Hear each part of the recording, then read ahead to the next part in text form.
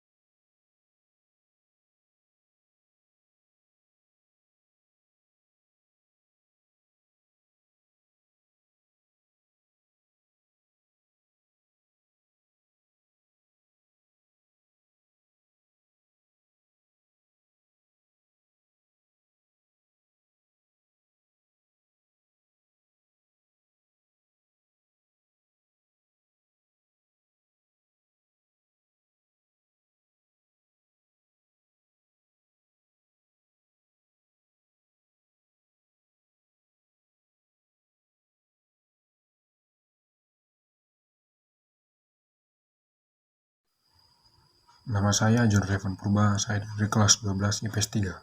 Saya akan menjelaskan kenampakan tentang Haranggaul. Yang pertama itu ada pegunungan.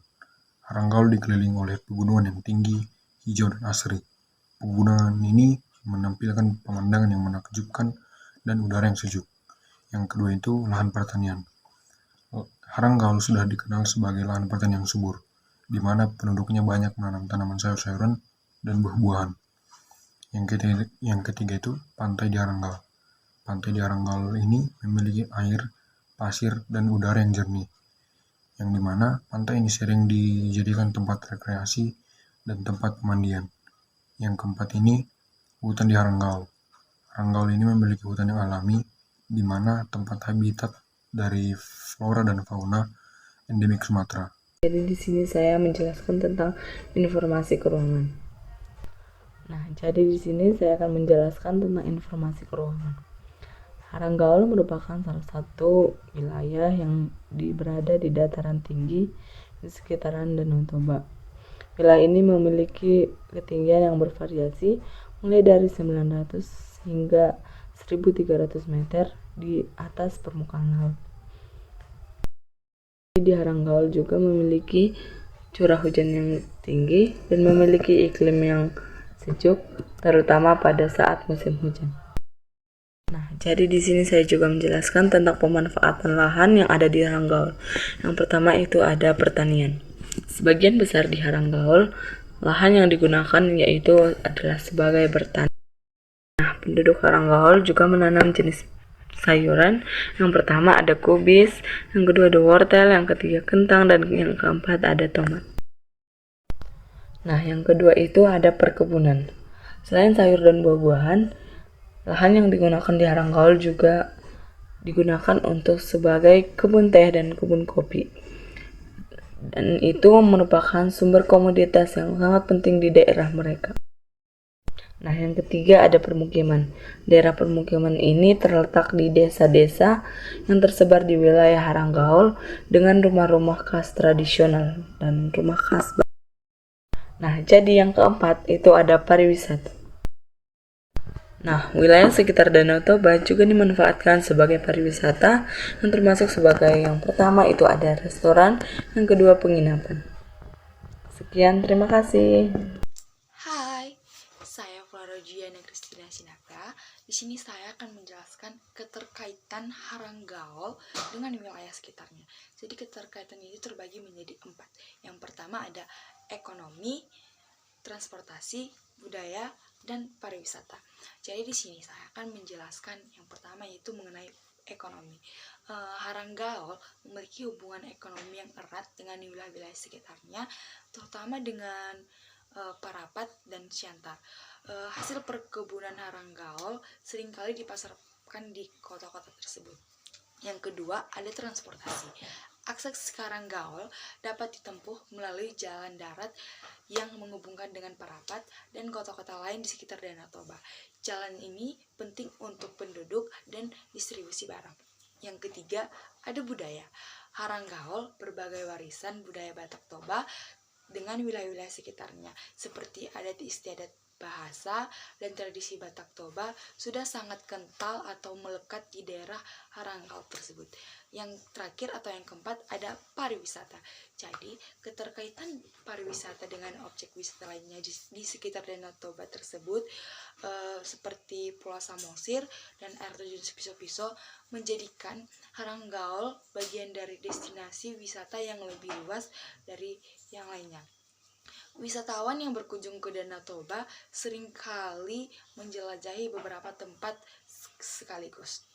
Cukup sekian penjelasan saya mengenai keterkaitan Haranggaul dengan wilayah sekitarnya. Terima kasih.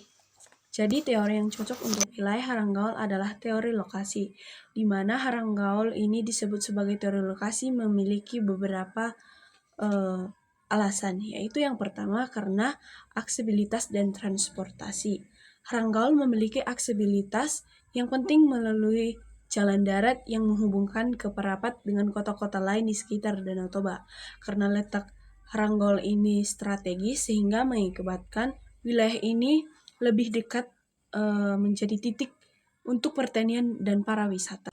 Yang kedua yaitu pemanfaatan lahan.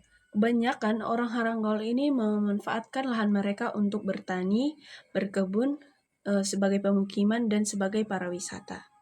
Yang ketiga itu ada karena ekonomi dan keterkaitan dengan wilayah sekitarnya.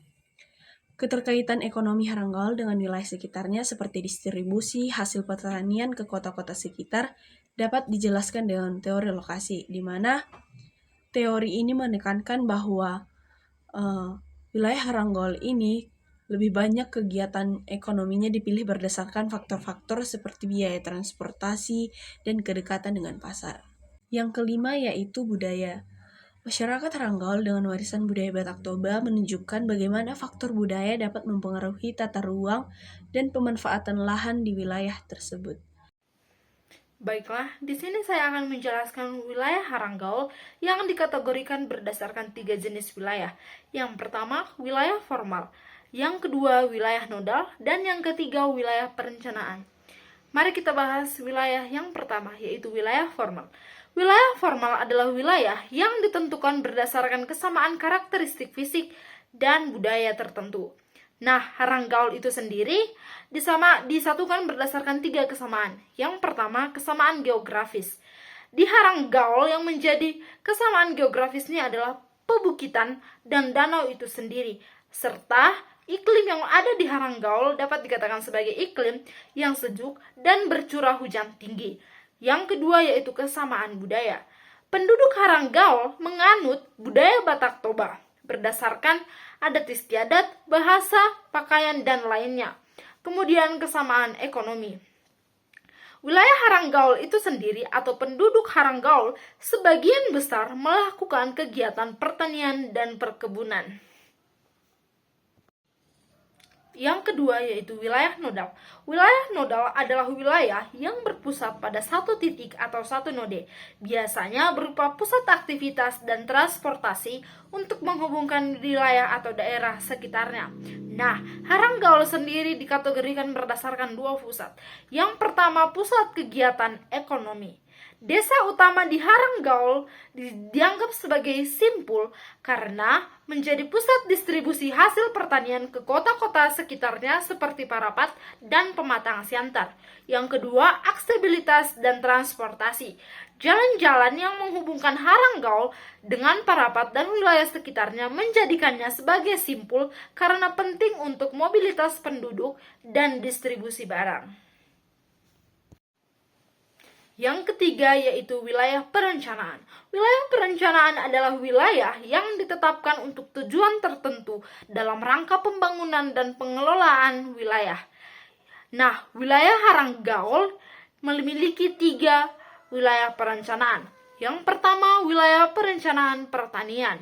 Wilayah pertanian di Haranggaul direncanakan untuk meningkatkan produksi dan efisiensi dalam pengelolaan lahan pertanian dan perkebunan.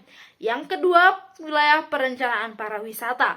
Wilayah yang ada di sekitar Danau Toba direncanakan sebagai kawasan pengembangan pariwisata dengan infrastruktur mendukung dan fasilitas pariwisata seperti penginapan, restoran, dan kawasan rekreasi. Dan yang ketiga yaitu perencanaan infrastruktur, perencanaan jalan dan transportasi untuk meningkatkan aksesibilitas dan konektivitas wilayah Haranggaul dengan wilayah sekitarnya, serta perencanaan infrastruktur umum seperti sekolah dan pusat kesehatan.